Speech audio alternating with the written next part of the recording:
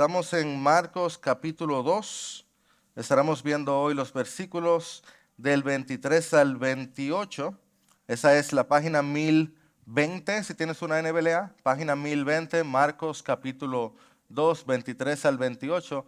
Debo decirte que estamos en el episodio número 10 de esta serie de Marcos. Y esta serie va a tener, me parece, 14 episodios en la primera temporada. 14 episodios en la primera temporada, haremos una pausa y regresaremos con la segunda temporada de Marcos. ¿Qué te parece? Sí, si tú dices, oye, porque yo llegué tarde, acabo de llegar, quizás hoy es tu primera vez y estoy llegando en el episodio 10, está bien, termina con nosotros esta temporada, te pones al día, empezamos una nueva serie muy pronto y luego en la segunda temporada empiezas a hacer el inicio, ¿te parece? ¿O no te parece? Está bien, no hay problema, como tú quieras. Aquí hay libertad, holgura, tranquilo. Lo que sí me parece es que esto que vamos a leer ahora es la palabra de Dios. Esa es la palabra de Dios. Así que como la tenemos, vamos a leerla juntos. Wow. Aconteció que un día de reposo Jesús pasaba por los sembrados y sus discípulos, mientras se abrían paso, comenzaron a arrancar espigas. Entonces los fariseos le decían, mira, ¿por qué hacen lo que no es lícito en el día de reposo? Yo Jesús los desaparezco, pero gracias a Dios yo no soy Jesús.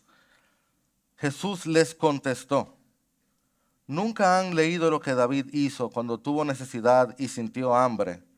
Él y también sus compañeros. ¿Cómo entró en la casa de Dios en tiempos de Abiatar, el sumo sacerdote, y comió los panes consagrados que no es lícito a nadie comer, sino a los sacerdotes, y dio también a los que estaban con él? Y él continuó diciéndoles, el día de reposo se hizo para el hombre, y no el hombre para el día de reposo. Por tanto, el Hijo del Hombre es Señor, aún del día de reposo. A ti que sea la alabanza y el imperio por los siglos de los siglos, te rogamos que nos hables hoy. Nosotros queremos preparar nuestros corazones y no sabemos cómo hacerlo, por tanto que tu Espíritu lo haga. Empezando por quien va a hablar. Prepara nuestros corazones para escucharte y para entenderte mejor, para glorificarte mejor, porque tú lo mereces y lo necesitamos. En el nombre sobre todo nombre. Amén. Hay muchas cosas hoy en día que maravillan del Israel moderno, el Israel que conocemos hoy. Es una ciudad próspera, muy próspera, pero un país próspero en medio del desierto. Tú ves Tel Aviv o ves Jerusalén, desierto en todos lados y de pronto te encuentras como en Los Ángeles, o sea, una ciudad hermosa, tecnológica, con vida, con juventud y ruido y buena comida. Y es increíble pensar que hace 70 años no existía, hace poquito más de 70 años esa nación no existía. Y hoy en día tú te encuentras con todo esto que nosotros ni soñarlo. Y más cuando tú piensas que ellos todo el tiempo están rodeados de enemigos que quieren desaparecerlos y que han estado en guerra por la mayor parte de su existencia. Pero, para mí, una de las experiencias más asombrosas de Israel no fue ver los edificios en un día cualquiera, sino ver lo que ocurre a eso de las 2:30, 3 de la tarde en una metrópolis allá. Mira, tú puedes estar en el restaurante más hermoso, ¿ok? En el downtown. 2:30, 3, comiendo en un restaurante con tus amigos, vivo, todo bien, ruido, la ciudad, una ciudad pero organizada, piensa en la ciudad organizado, bien, todo súper, buenas atenciones. Tú vuelves a ese mismo lugar a las 5 de la tarde y parece un pueblo fantasma. Si es viernes. A nosotros nos sucedió allá, un viernes en la tarde, Patricia y a mí, estamos quedándonos en un hotel en Jerusalén, estamos bajando en el ascensor y de pronto nos encontramos con una pareja que está en traje de baño, se abre la puerta, el ascensor va bajando y la pareja pregunta que dónde estaba la piscina. Y le decimos así, está un piso arriba. Y le preguntan, ¿y el ascensor dónde va? Va bajando. Y le da una decepción en la cara a la muchacha. ¿Tú recuerdas? Para ti una cara como que una depresión le da a la pobre muchacha. Y yo me la llevé. Y yo le digo, ¿tú quieres que yo presione el botón? Y le dé hacia arriba. Y recuerdo como ahora, venga, móntese. Y se ilumina el rostro de la pareja. Toda rabá, muchas gracias. Thank you. Y entran. Resulta que hoy, tantos años después, en medio de una sociedad tan moderna y globalizada como vivimos, a eso de las 3 o 4 de la tarde un viernes, la ciudad se vuelve un pueblo fantasma porque va a iniciar el Shabbat, el sábado, el día de reposo. Y en el día de reposo no se trabaja. Y desde el atardecer del viernes hasta el atardecer del sábado hay que descansar de todas las labores. Y por eso tú tienes que estar cerrando tu negocio a esos de las 3, 3:30, 4 de la tarde, más tardar si eres muy valiente, porque tampoco, según los israelitas hoy, tú puedes estar haciendo viajes largos. Entonces tú tienes que estar cerca de tu casa antes de que te dé el día de reposo. Y la cena de Shabbat es la cena más importante de la semana. El día de reposo no es un juego para ellos, a tal punto que esta pareja, que no tenemos ninguna razón para pensar que era una pareja religiosa, no presionaría el ascensor para ir un piso más arriba. Porque según el entendimiento israelita, presionar el ascensor implicaba hacer que una chispa se encendiera, lo cual implicaría hacer trabajo. Y además implicaría escribir, porque se enciende el 4 o el 3. Y eso implicaría hacer trabajo. Por eso quizás has estado en algún lugar, por ejemplo en Nueva York, y estás en un edificio alto y tú ves que hay ascensores de Shabbat. Son ascensores que se paran en cada piso. Si tú vives en el piso 50 y es Shabbat, no, así mismo.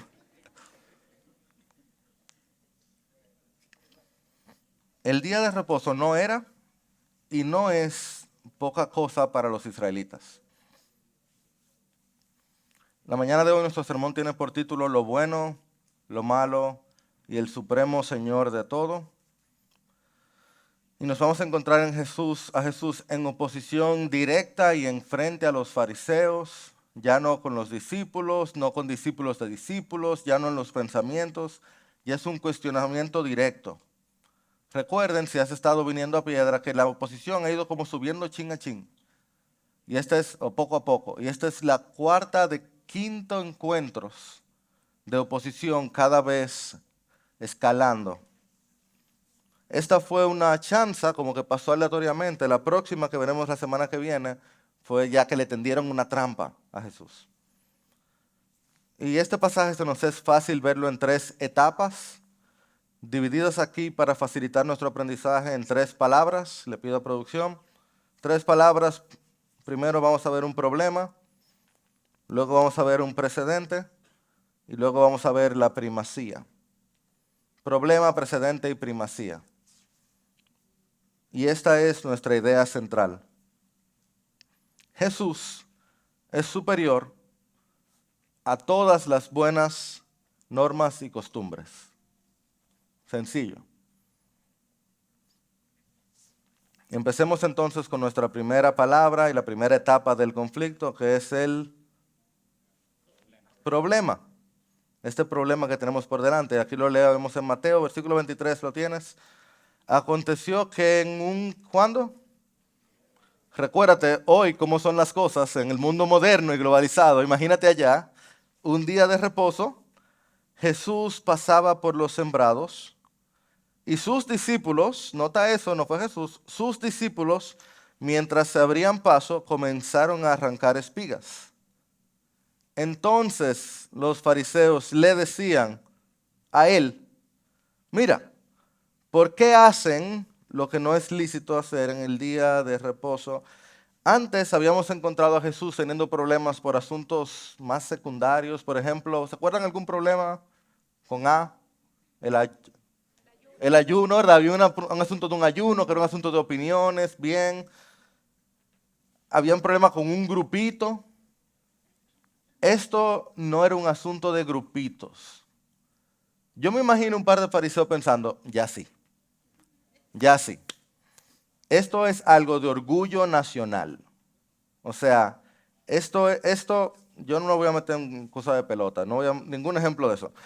Porque el sábado era y es una marca nacional del pueblo de Israel. ¿Ok? No es como a alguien que no le guste el aguacate. Esto es algo de vida o muerte. Aunque mi matrimonio a veces es casi eso. Es algo de vida o muerte lo que tenemos aquí delante. Literalmente. Además, el día de reposo no es una mera regla humana. ¿Ok? Esto no fue algo que los humanos se inventaron, que los fariseos simplemente se inventaron. Algunos de ustedes se memorizaron los 10 mandamientos. Hay que ver qué versión, porque hay como versiones, ¿verdad? Pero los 10 mandamientos tienen un mandamiento sobre el día de reposo, ¿verdad? ¿Lo recuerdan? ¿Cómo dice más o menos? La versión que ustedes se sepan. Pues está, más o menos se lo memorizaron. Tú me acompañas para que vean algo. Éxodo capítulo 20, por favor. Éxodo capítulo 20. Solamente para que lo vean. Noten algo sobre este día de reposo. Éxodo capítulo 20. Ahí están los 10 mandamientos. Solo vean algo visualmente. O sea, y por eso es a veces tan bueno tener una Biblia física. Visualmente van a notar algo. El primer mandamiento está en el versículo 1, perdón, versículo 2 y 3. ¿Lo ven? ¿Lo vieron ahí? Así rápido, ¿lo vieron? Muy bien. Segundo mandamiento está en los versículos 4, 5 y 6. Le notarás un ídolo. Bien, largote, se ve, más o menos se nota algo. El tercer mandamiento es el versículo 7. ¿Lo vieron? Miren el cuarto mandamiento, que es el mandamiento del Shabbat. ¿Ustedes notan cuán extenso es? ¿Ven lo largo? O sea, no lo tienen que leer entero, pero solamente visualmente, miren lo extenso que es el mandamiento. Es por mucho el mandamiento más extenso, tanto en español como en el original, donde eso había más extenso. Y es el único de los mandamientos que está atado a la creación. Le dice, como el Señor descansó, ustedes también van a guardar el día de reposo. Dice que está atado al orden de las cosas. Es más, el cuarto mandamiento involucra, no solamente está atado al orden de la creación, sino que involucra la creación misma, porque tú vas a dejar descansar hasta las plantas. Ningún otro mandamiento tiene que ver con plantas, pero las plantas descansan si tú cumples este mandamiento. ¿Lo vieron visualmente lo largo que es? ¿Cuánto? Oye, esa palabra tiene también en español. All encompassing es, mis pelleranos, all encompassing, ¿cómo se dice eso?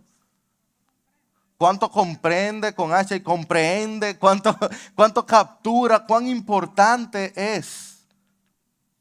Este día de reposo no era un asuntico cualquiera. Si los discípulos estuvieran verdaderamente violando el día de reposo, este era un problema serio. Muy, muy serio, que le tocaba juicio. ¿Y notaste lo que le dijeron? ¿Cuál fue la acusación? ¿Por qué hacen lo que no es lícito?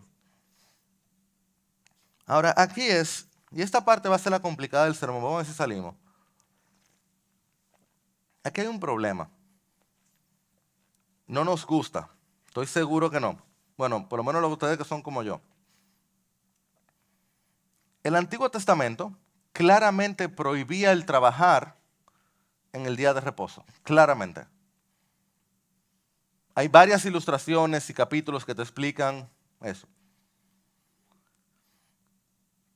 Pero la Biblia, bendito sea Dios, deja muchísimo espacio para que nosotros usemos el discernimiento y la conciencia. Porque el principal punto del día de reposo era que descansáramos. Así que en vez de decirte todo lo que es trabajo, te dice no trabaja, descansa y te da ejemplos. Pero no nos gusta eso. Bueno, yo no quiero hablar por todos ustedes. Aquí hay, no sé, 150 personas. No quiero hablar por todos ustedes.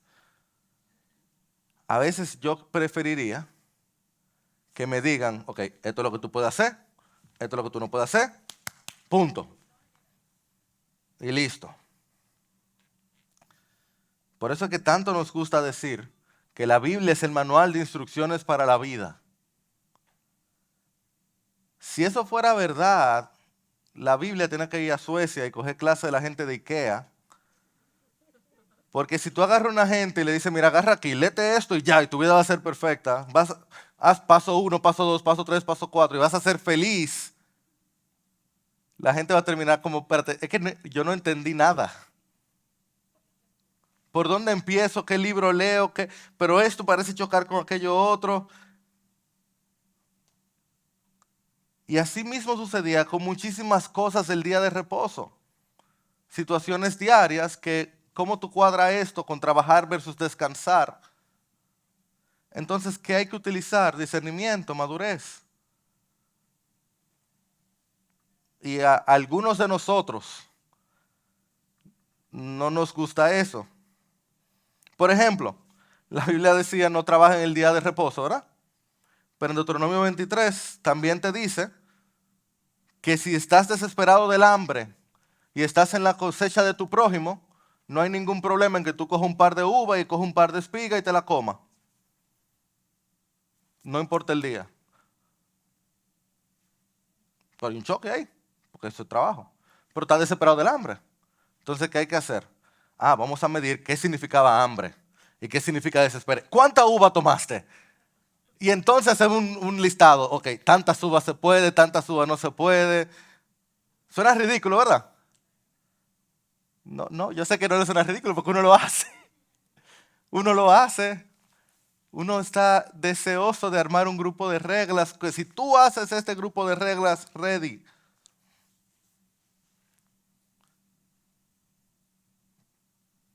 Es, si hay un color que a nosotros no nos gusta es el gris. Blanco y negro, resuelto. Bien. Pero eso de tener que sentarme a pensar y discernir. Y yo le digo, algunos de ustedes ya me quieren, pero algunos de ustedes en consejería, por ejemplo, le ha pasado que vienen y dicen, pastor, dígame qué hacer. Digo, bueno, vamos a pensar juntos. No, pero yo no le pedí pensar, yo le digo, diga qué hacer. Digo, es que no tengo un versículo para decirte qué hacer. Vamos a discutir, a pensar, a discernir.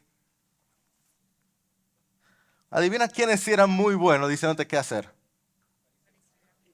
Los fariseos hicieron entonces su libro que explicaba lo que significa trabajar. Problem solved, problema resuelto. ¿Cuántas uvas tú puedes coger? ¿Cuántos pasos tú puedes dar? ¿Hasta dónde es un viaje? ¿Un camino largo versus un camino corto? Y se acabó el problema en su mente, porque ellos hicieron su listado ya, problema resuelto. Y adivina qué estaba en su listado de prohibiciones. Arrancar espigas. Arrancar espigas. Entonces, cuando los fariseos dicen, ¿por qué hacen lo que no es lícito? No es lícito, yo lo tengo aquí en mi librito. Y a mí me encanta que Marcos, siendo Marcos, recuérdense que esta serie se llama Y al instante, Marcos va como corriendo. Marcos ni siquiera da mucho contexto. Los otros evangelios se encargan de dar más contexto y hablar que los discípulos tienen hambre. Marcos ni siquiera hace nada de eso. Él va como al punto. ¿Y cuál es? Que los fariseos tienen la actitud absolutamente incorrecta y lo que están haciendo es licitar donde Dios no ha licitado. Amados, yo les dije esto el domingo pasado. Agregarle a los mandamientos de Dios no ayuda a los mandamientos, sino nos ayuda a nosotros. Agregarle a los mandamientos de Dios para cuidar los mandamientos les resta, les quita, les daña y nos daña. Dios sabe lo que Él dijo y hasta dónde lo dijo y por qué. Las maldiciones de Apocalipsis dice el que le añade a la palabra y el que le quita. Digo esto con cuidado, pero es cierto. Normalmente nuestros no, es que tú no puedes, si no viene acompañado de ternura y de textos bíblicos, reflejan más bien nuestros gustos que el corazón de Dios.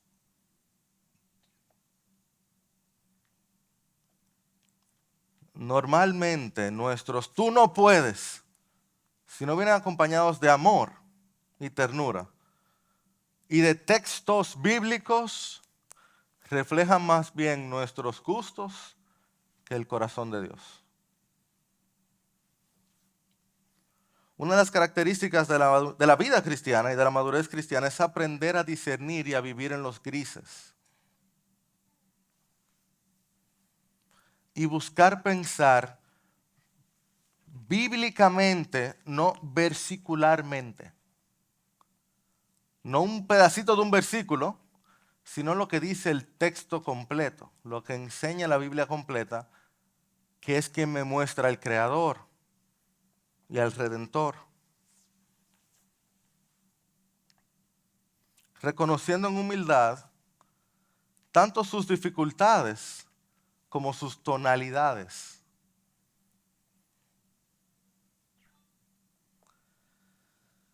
El legislar cada detalle, que es lo que es nuestra tendencia,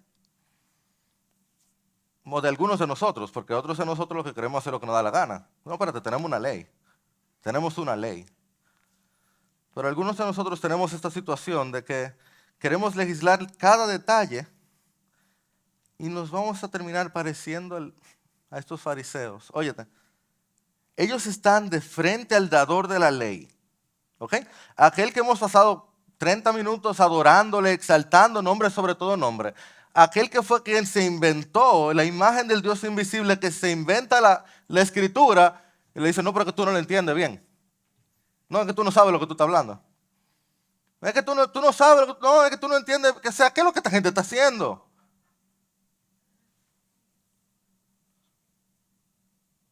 El problema no era con Dios. El problema era con ellos y su forma de ver a Dios.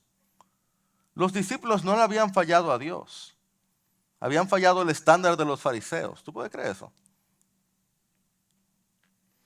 El reformador del siglo XVI, Juan Calvino, comenta este pasaje muy bien. Creo que lo tenemos en pantalla también. Dice, los fariseos no culparon a los discípulos por arrancar espigas, porque no tenían el versículo para usar, ¿verdad? Sino por violentar el sábado.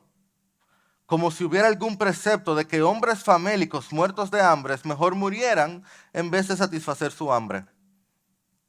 La razón de guardar el sábado era que el pueblo se santificara para Dios al dedicarse a la adoración espiritual y se liberaran de ocupaciones mundanas.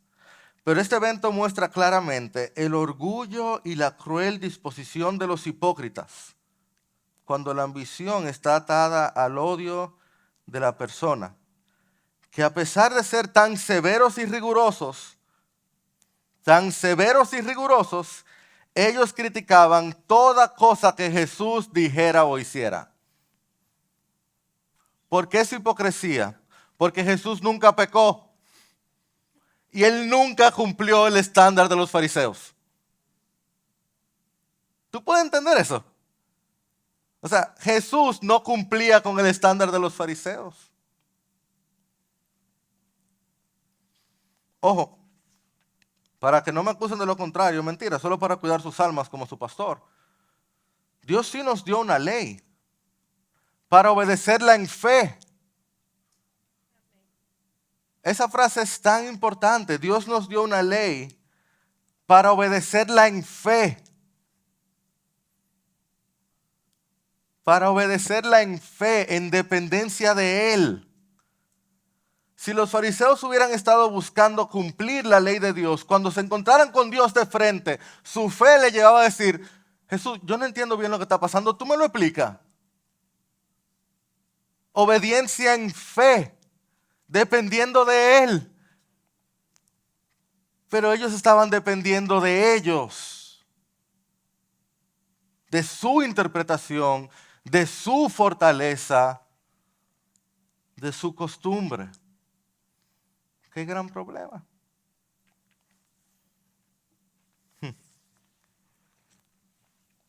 Jesús es manso y humilde.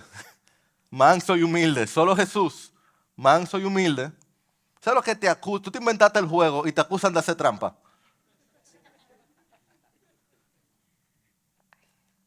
manso y humilde, muestra que hay un precedente para esto que ha pasado.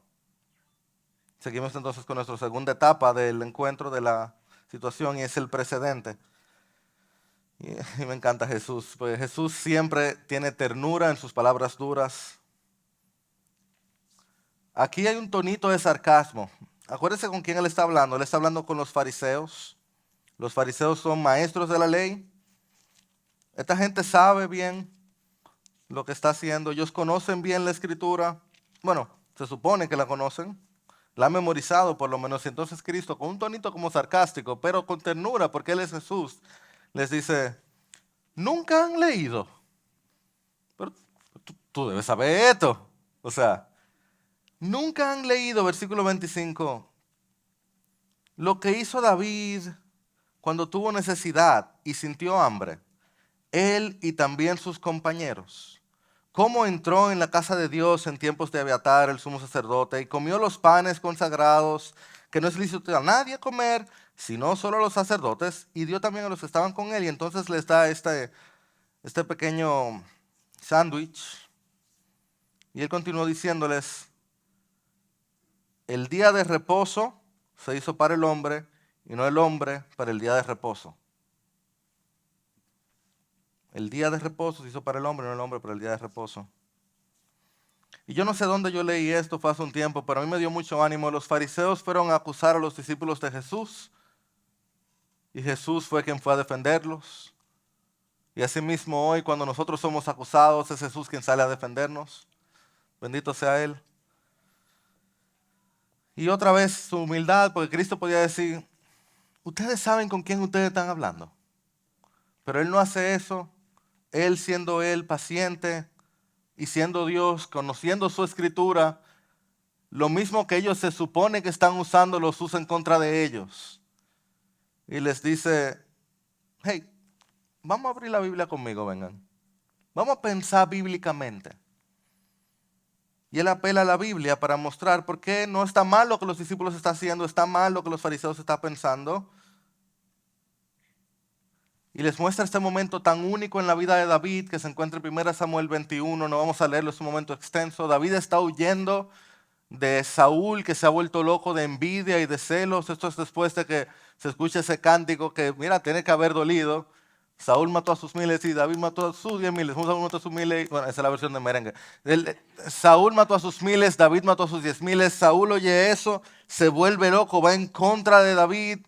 David está huyendo, es una huida rápida, no tiene alimentos, entonces llega donde el sacerdote y en su desesperación, o sea, te está persiguiendo el rey, en su desesperación, en su soledad, en su necesidad, él le pide al sacerdote que le dé pan. El sacerdote le dice, yo el único pan que tengo es el pan de la consagración. En teoría tú no puedes ni tocar ese pan, David. Tú eres de la tribu de Judá, los sacerdotes son de la tribu de Leví.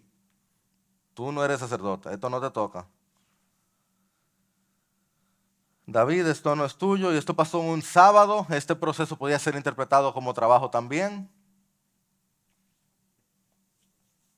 Pero Cristo está diciendo algo que todo el mundo estaba de acuerdo. Ah, pero el sacerdote lo hizo bien. Él hizo lo que tenía que hacer. Él alimentó a David. Hay un precedente para lo que los discípulos acaban de hacer. ¿Por qué? Por dos razones. En primer lugar, por lo que él enseña en el versículo 27, que es como la primera conclusión de la historia.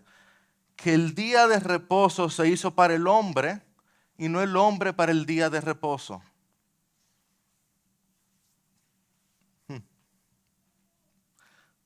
Si yo estoy con mis hijos y yo le digo, miren, le digo al mayor, tengo que desmontarme allí, quédate en el carro cuidando a tu hermana que está durmiendo. ¿Ok? Tengan cuidado, quédate en el carro cuidando a tu hermana que está durmiendo. Y los dejo con el carro encendido, me desmonto a hacer algo. Y cuando vuelvo, el carro dio un fallo, el humo empezó a entrar por adentro, se están asfixiando los dos. La hermana está durmiendo. ¿Pero qué tú haces? ¿Por qué tú no saliendo del carro? No, pero tú me dijiste que me quedara en el carro cuidando a mi hermana que está durmiendo. Pero mi hijo, yo te di ese mandamiento para cuidar la vida de ustedes. ¿Me siguen? El propósito del mandamiento era hacerle bien. Y tú te has quedado con el mandamiento y has olvidado para qué te lo di. ¿Qué es para ti? Para ustedes. El descanso del sábado debía beneficiar a la gente, no la gente beneficiar al descanso del sábado. Los mandamientos de la Escritura son para nuestro bien, para hacernos bien. Por eso Santiago capítulo 1 le llama a la ley de perfecta libertad. La ley de perfecta libertad.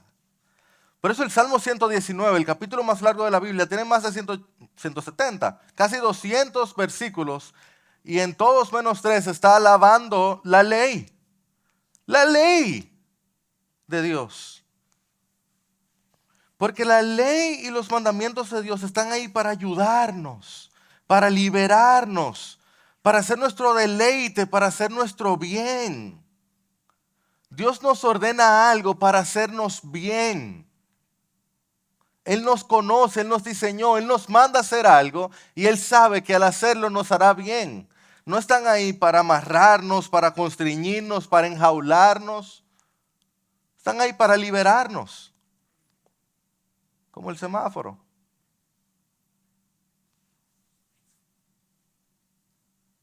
Me estoy guardando con todo mi corazón de no hacer un ejemplo con las otras cosas que se meten en medio de los semáforos.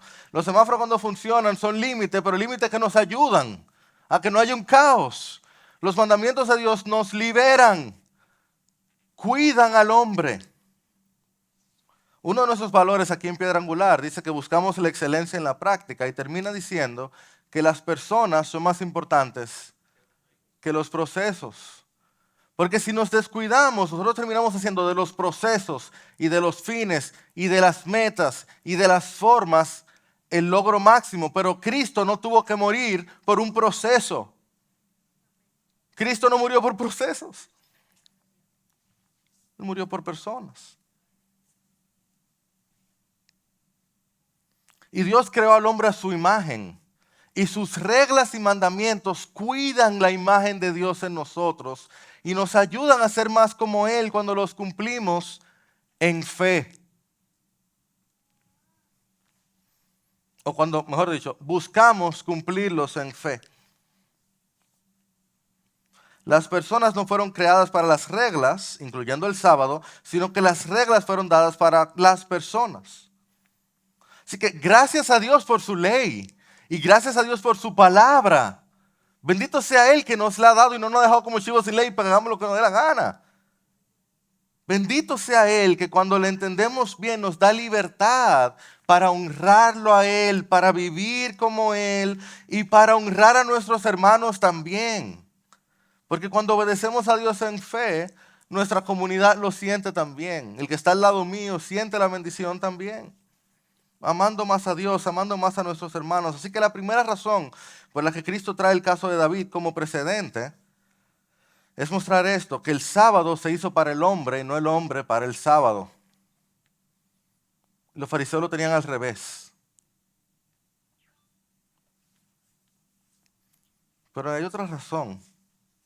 Y esta tercera tiene que ver con la primacía de David.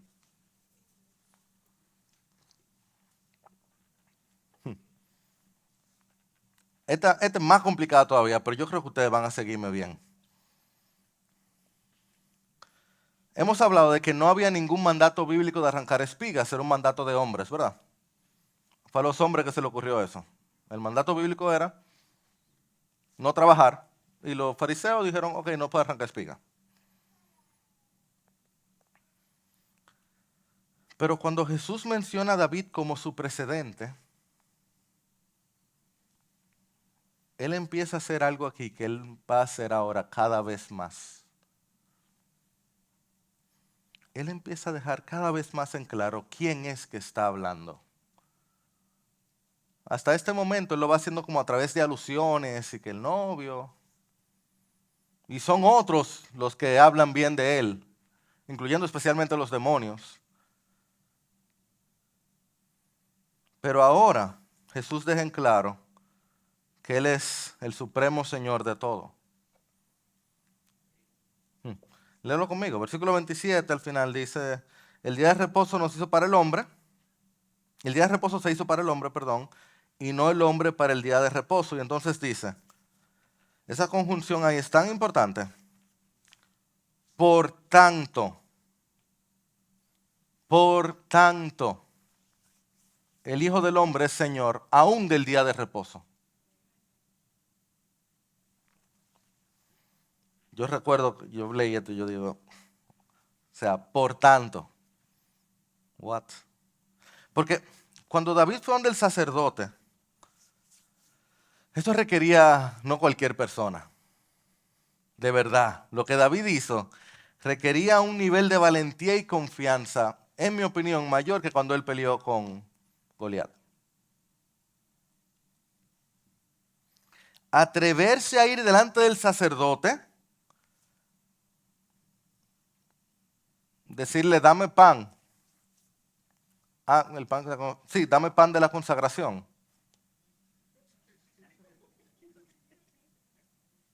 De la consagración, sí, el de la consagración, dame. Hoy sábado. Pero David tenía confianza en quien él era. Tú has leído los salmos y has visto la manera que David hablaba.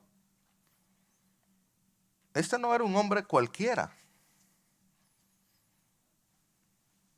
Este era un hombre con alta autoestima. No es por ahí que voy. Es el error cuando leemos la Biblia con los ojos puestos en los hombres. No. Es que David fue un hombre directamente elegido por Dios, conforme al corazón de Dios, para ser el gran rey de Israel. ¿Tú recuerdas cuando David, de muchachito, o sea, jovencito, apenas más grande que lo que se van a niño en piedra, va y se para delante del hombre que es 3 veces de mi tamaño, Goliat? 2 veces, ¿cuánto era que tenía? 18, yo mido 6 pies, como 3 veces mi tamaño más o menos. Definitivamente más grande que yo en esta plataforma. Y le dice, ¡Ey! ¡Ey! El piojito. Y buen mozo entonces. Y decirle, no, es que tú vienes con espada, pero yo vengo con el Señor de los ejércitos detrás de mí. Y hoy tú pierdes. Y se escuchaban la armadura. ¿Qué? No, que yo no te tengo miedo, yo tengo a Dios de mi lado. Es que yo represento al Señor de los cielos. Goliat, tú eres un perro, tú te mueres. Su lenguaje, no el mío. Tú eres un filisteo más en el camino.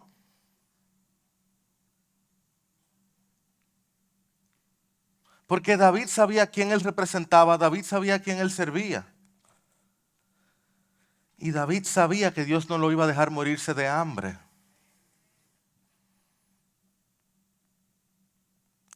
Porque Dios había prometido a David un descendiente en el trono para siempre.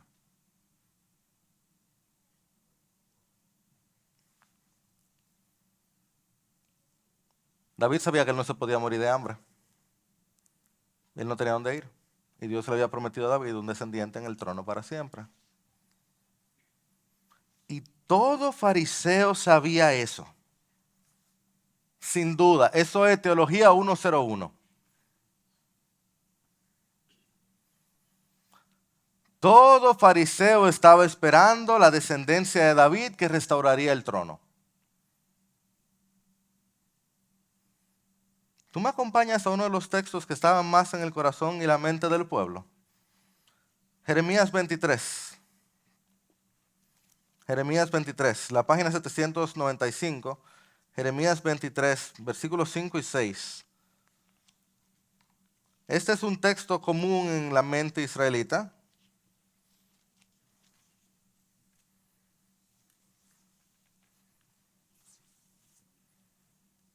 Si no me equivoco, unos 400 años luego de la muerte de David. 300 años, creo que 300 años, mínimo 200 años luego de la muerte de David. Dice, Vienen días, declara el Señor, en que levantaré a David un renuevo justo, y él reinará como rey, actuará sabiamente y practicará el derecho y la justicia en la tierra. En sus días Judá será salvada e Israel morará seguro, y este es su nombre por el cual será llamado el Señor, justicia nuestra. Cuando Jesús dice, mira, ¿tú viste lo que hizo David? Lo que él está diciendo es, si David pudo, ¿por qué yo no? Si aquí hay uno más grande que David.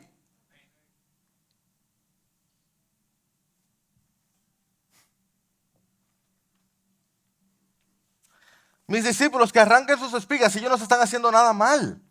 Ellos no están haciendo absolutamente nada malo. Eso son reglas del hombre. Pero oye. Si el día de reposo se hizo para los hombres,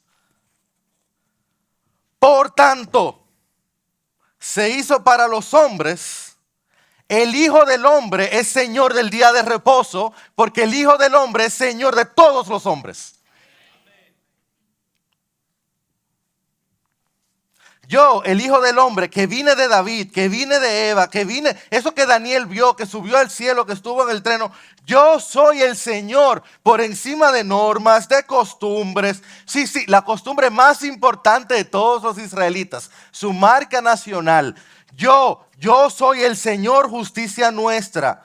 ¿Por qué? Porque el día de reposo se creó para el hombre y yo soy el Señor de todos los hombres. Si David podía, aquí hay uno más grande que David.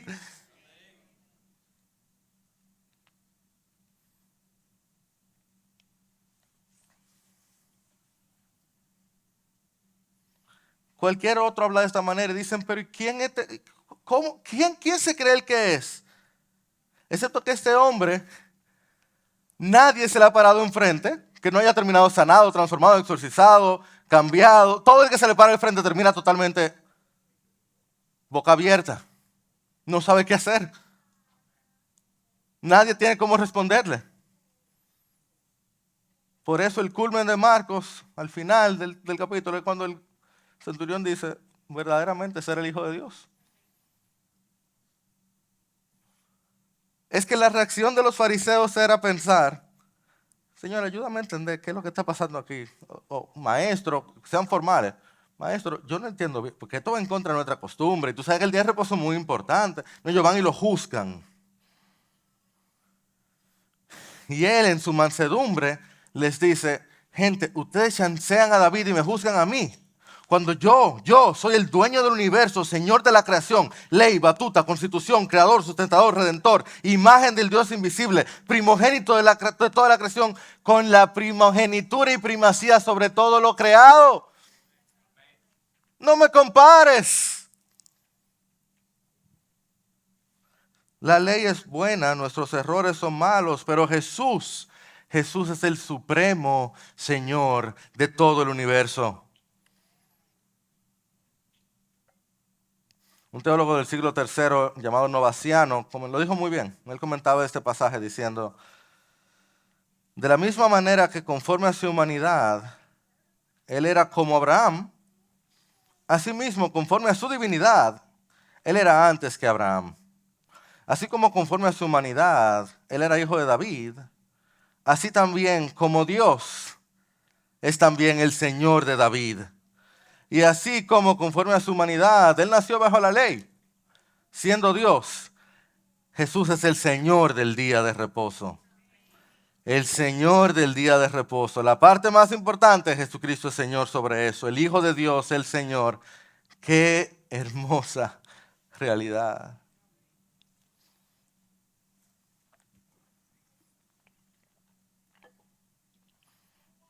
Entonces, ¿qué vas a hacer tú delante de los crisis de la vida y de la Biblia? Porque vienen situaciones problemáticas que requieren discernimiento y ante situaciones complejas tú vas a buscar resolverlos con tus fuerzas y según tu voluntad o tú vas a rendirte delante del supremo Señor de todo. Porque vienen si no estás ahí. Siempre hay grises, complejidades, dificultades. Y oye esto, oye esa locura. Yo no sé si caímos aquí, pero ¿de qué es que el Señor? Del día de reposo.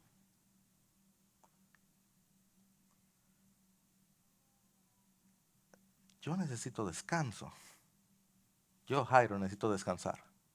Sé que ustedes no, ustedes pueden trabajar 7 días a la semana, 24 horas al día, pero yo, Jairo, necesito descanso. Mis pies se cansan, mis manos se cansan, mi cerebro se cansa, mi corazón se cansa. Y Jesús es el Señor del día de reposo, del día de descanso. Él es el que luego dice, vengan a mí los que están cansados y cargados, y yo los haré descansar. Este Señor y Maestro nos dice que podemos dejar de inventar reglas, hacer nuestros propios manuales, buscar nuestras propias formas y nos sometamos a su señorío. Que dejemos que Él sea el Señor.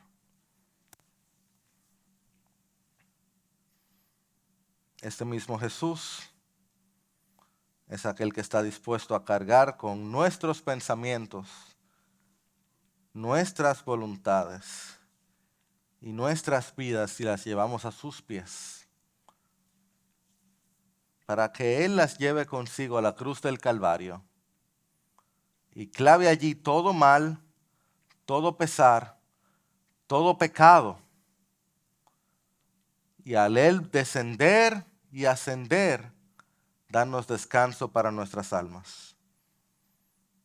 Este Jesús, hijo de David, hijo del hombre, Señor del sábado, Señor de todo, Señor sobre la muerte, Supremo Señor, que vive hoy para siempre, a la diestra de Dios Padre, por los siglos de los siglos. Bendito sea su santo nombre. Señor Jesús, nosotros hoy resistimos nuestra tendencia a querer interpretar la vida y las cosas y la Biblia con nuestras propias fuerzas y te decimos, yo te digo, tú eres el Señor. Tú eres el Señor. No hay forma de conocer a Dios si no es a través de ti. Si ni a mí mismo yo me entiendo sin ti. ¿Cuánto te necesitamos, mi Dios? Perdónanos. Perdóname por querer hacer la vida a mi forma y atreverme a juzgar tus formas. Perdóname por atreverme a ponerte a ti en el juicio cuando tú mismo fuiste juzgado en mi lugar. Señor, esta iglesia se presenta delante de ti y te exalta por lo que tú eres. Y te ruega que pongas en nosotros, Señor, ese deseo de adorarte, de postrarse, de bendecirte, de cantar de ti, el dueño del imperio y la gloria, aquel que es el supremo Señor de todo, aquel digno de nuestra adoración, aquel que tiene el nombre sobre todo nombre. Cuán hermoso eres, Jesús. Y tu iglesia dice, amén y amén.